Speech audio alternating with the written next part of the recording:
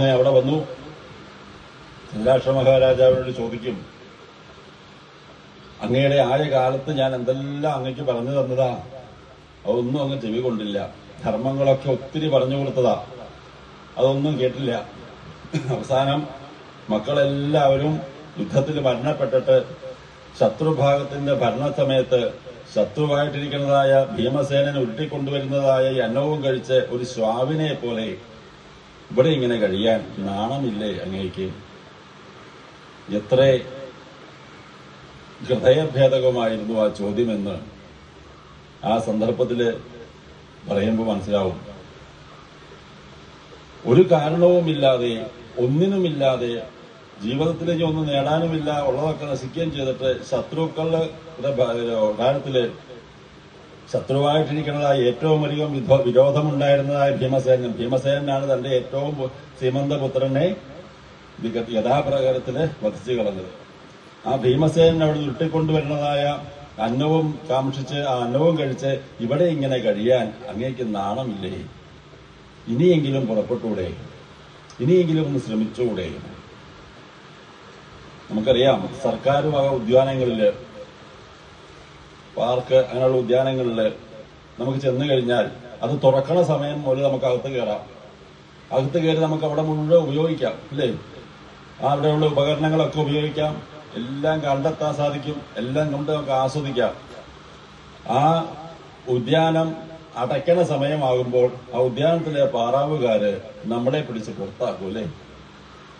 എല്ലാവരും ഇറങ്ങിപ്പോന്ന് പറഞ്ഞിട്ട് പിടിച്ച് പുറത്താക്കിയിട്ട് അടയ്ക്കും, അല്ലേ? നമുക്ക് അവിടുന്ന് ഒരു പുഷ്പം പോലും പറിച്ചുകൊണ്ട് വരാൻ സാധിക്കൂ? സാധിക്കില്ല. ഒരു ഉപകരണം പോലും കേടാക്കാൻ സാധിക്കൂ? ഇല്ല. കേടാക്കിയാൽ അതിൽ പൈസ കൊടുക്കണം. ഒരു ഉപകരണം പോലും സ്വന്തമാക്കാൻ സാധിക്കുമോ? ഒന്നും സ്വന്തമാക്കാൻ സാധിക്കില്ല. അതുവരെ നമുക്ക് ആസ്വദിക്കാം. നിങ്ങൾ പുറത്തു പോകുമെന്ന് പറഞ്ഞാൽ വെറും കൈയോടെ പുറത്തേക്ക് ഇറങ്ങേണ്ടി വരും, അല്ലേ?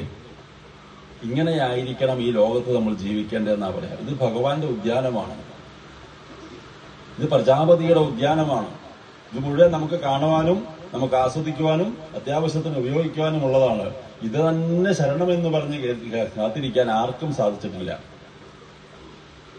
ഏതെങ്കിലും ഒരു മരണദേവത വന്ന് വരുമെന്ന് പറഞ്ഞാൽ പോകാമെന്ന് പോലും പറയാൻ സമ്മതിക്കില്ല. അതിന് മുമ്പ് പോയിട്ടുണ്ടാവും. വരുമെന്ന് പറഞ്ഞാൽ ശരിയെന്ന് പറയാനോ എന്നാ ആട്ടെ എന്ന് പറയാനോ ഒന്നും പറ്റില്ല. വരുമെന്ന് പറഞ്ഞാൽ മിണ്ടാൻ പോലും പറ്റില്ല, അപ്പൊ തന്നെ പോയിട്ടുണ്ടാവും. അത്രയേ ഉള്ളൂ നമുക്കിവിടെ നമ്മുടെ ജീവിതം. അപ്പൊ നമ്മുടെ ഈ കാണുന്നതായ ലോകം മുഴുവനും പ്രജാപതിയുടെ വലിയ ഉദ്യാനമാണ്. ഈ ഉദ്യാനത്തില് നമുക്ക് വരാം, നമുക്ക് നിജപ്പെടുത്തിയിരിക്കുന്ന സമയം വരെ നമുക്ക് ഇവിടെ ജീവിക്കാം, ഇവിടെയുള്ള എല്ലാം ആസ്വദിക്കാം, എല്ലാം ഉപയോഗിക്കാം. പക്ഷെ ഒരു ദിവസം തന്റെ സമയം കഴിഞ്ഞു ഇറങ്ങുക പുറത്തേക്ക് എന്ന് പറഞ്ഞാൽ ഒന്നും കയ്യിലെടുക്കാൻ പറ്റില്ല, ഇറങ്ങേണ്ടി വരും, അല്ലേ? ഇത് നമുക്ക് നല്ല ബോധ്യമുണ്ട്. പക്ഷെ അങ്ങനെയാണോ ജീവിക്കേണ്ടത്? ഏയ്, നമുക്ക് ഇനിയുണ്ട് കുറേ കാലം, അല്ലേ? പണ്ടൊരു മുത്തശ്ശി പറഞ്ഞ പോലെയാ, ഇന്നേക്ക് 300 വർഷം കഴിയുമ്പോൾ സൂര്യൻ ഇല്ലാണ്ടാവും. അയ്യോ, അപ്പൊ ഞാൻ എന്ത് ചെയ്യുന്നു? 300 വർഷം കഴിയുമ്പോൾ സൂര്യൻ ഇല്ലാണ്ടാവും. അയ്യോ, അപ്പൊ ഞാൻ എന്ത് ചെയ്യും? 300 വർഷം വരെയൊക്കെ മുത്തശ്ശി ജീവിച്ചിരിക്കുന്ന മുത്തശ്ശി ഓർത്തേക്കേണ്ടത്. ഓർക്കാണ്ടൊക്കെ പറയാ, അപ്പൊ ഞാൻ എന്ത് ചെയ്യും എന്നാ ചോദിച്ചത്. അതുപോലെ നമുക്ക് ഇതൊക്കെ നമുക്കറിയാം, പക്ഷേ ഇതൊന്നും നമ്മളെ ബാധിക്കുന്നതല്ല എന്നൊരു മായാബോധമുണ്ട് നമ്മുടെ ഉള്ളില്. ഇതൊക്കെ നമ്മുടേതാണ്. നമ്മൾ വേര് കെട്ടിത്തിരിച്ച് വെച്ചേക്കുന്നത്. നമുക്കൊരു കുറച്ച് സ്ഥലമുണ്ട്, നമുക്കൊരു ഭവനമുണ്ട്, നമ്മുടെ ബന്ധുക്കാരുണ്ട്, നമുക്ക് മിത്രങ്ങളുണ്ട്, നമ്മുടെ അയൽപ്പക്കക്കാരുണ്ട്, നമുക്ക് ശത്രുക്കളുണ്ട്. ഇതൊക്കെ നമ്മളുടേതാണ്. ഇവരൊക്കെ നമ്മളെ ബാധിച്ചുകൊണ്ടായിരിക്കണത്, അല്ലേ? എല്ലാ ദിവസവും കാലത്തും വൈകുന്നേരം ആദ്യം നമ്മൾ കാണുന്നത് അറിയാം, നമ്മുടെ ശത്രുവിനെ ആയിരിക്കും. അതെപ്പോഴും നമുക്ക് ഓർമ്മ വരിക അവരെയാ. അപ്പൊ അങ്ങനെ കണ്ട് അവരെയൊക്കെ നമുക്കറിയാം. ഇതൊക്കെ നമ്മുടേതാണ്, നമ്മൾ സൂക്ഷിക്കണം എന്ന് പറഞ്ഞ് നമ്മൾ നടക്കുക. ഇതിപ്പോ ഇവിടെ സപ്താഹങ്ങളിലിരിക്കണു, ഒരു പരിചയമില്ലാത്ത